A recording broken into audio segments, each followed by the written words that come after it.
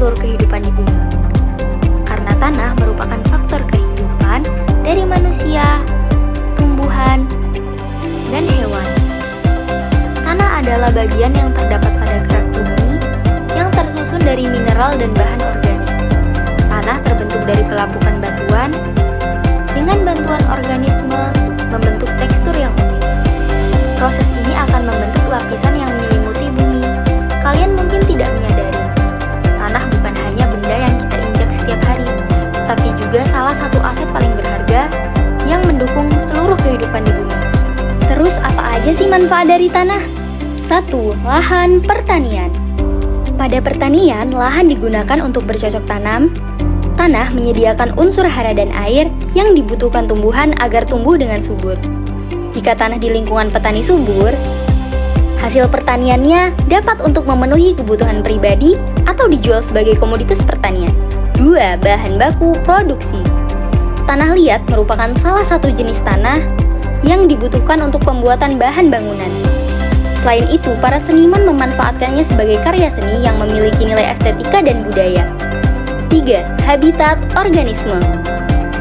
Selain sebagai alas kehidupan bagi tanaman, tanah juga tempat bernaung hewan yang tinggal di dalamnya, seperti cacing dan semut.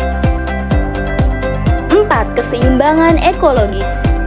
Tanah mempercepat proses penyerapan air, sehingga air hujan tidak lama menggenang.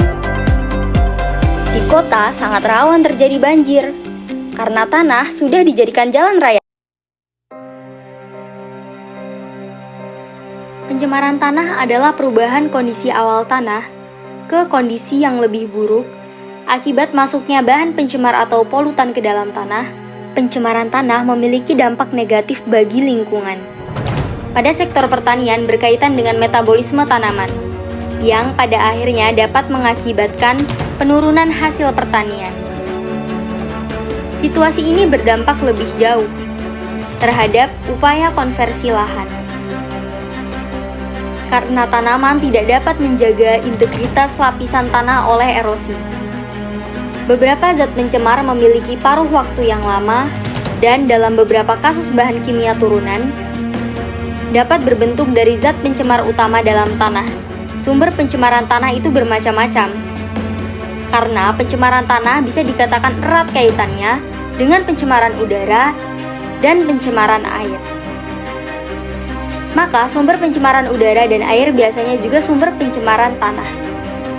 Misalnya karbon monoksida, nitrogen oksida, dan sulfur oksida merupakan polutan udara yang larut dalam air hujan dan jatuh ke tanah yang dapat menyebabkan hujan asam sehingga mencemari tanah. Jadi air tanah yang mengandung bahan pencemar atau terkontaminasi oleh zat radioaktif dan logam berat dapat menyebabkan pencemaran pada wilayah daratan. Sumber polutan yang sangat berbahaya jika mencemari tanah, salah satunya adalah limbah B3. Halo, nama kamu siapa? Halo semuanya, perkenalkan aku Kalula. Nama saya Tommy Julio. Tahu nggak sih limbah B3 itu apa? Tahu kalau masalah itu yang beracun, berbahaya, dan berasal dari industri yang berkaitan sama pencegahan korosi gitu. Kalau yang saya tahu sih limbah B3 tuh limbah yang berbahaya gitu loh. Kalau boleh tahu contohnya apa aja dulu? Setahu aku ada bekas baterai, ada aki, ada pembersih lantai juga sih. Kalau nggak salah tuh kayak baterai, aki, yang kayak gitu-gitu yang susah buat didaur ulang atau segala macamnya gitu sih. Limbah B3 adalah limbah berbahaya dan beracun yang dihasilkan dari kegiatan industri dan rumah tangga. Limbah ini dapat mencemari lingkungan dan mengancam kesehatan manusia serta makhluk hidup lain. Limbah B3 memiliki karakteristik mudah meledak, mudah terbakar, bersifat reaktif, beracun, dan korosif. Limbah B3 dapat berasal dari pembersih rumah tangga, obat nyamuk, sisa obat-obatan, limbah elektronik, racun serangga atau pestisida, dan pupuk kimia. Di Indonesia banyak kasus tentang pencemaran limbah B3. Polisi telah mengsegel tempat tersebut karena berdampak buruk bagi warga sekitar. Limbah B3 mempengaruhi kesehatan manusia, yaitu masalah pernafasan, gangguan hati, kerusakan ginjal, iritasi kulit, dan gangguan sistem syaraf. Untuk mengatasi limbah B3, langkah yang perlu diambil adalah 1. Pengurangan limbah. Upaya pengurangan limbah harus dilakukan pada awal produksi dengan cara mengurangi penggunaan bahan kimia berbahaya. 2. Pengelolaan limbah. Limbah B3 harus diolah secara aman, seperti menggunakan teknologi yang tepat. 3. Kesadaran masyarakat. Pendidikan dan kesadaran masyarakat sangat penting tentang bahaya limbah B3 agar tidak terkena dampak yang ditimbulkannya.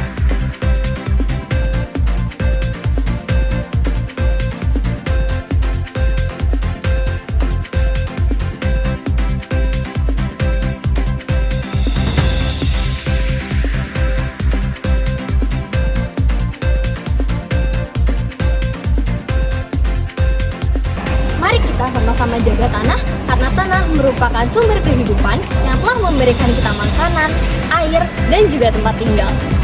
Dengan menjaga tanah, kita menjaga masa depan kita dan generasi yang mendatang. Jangan sampai limbah beracun mencemari tanah.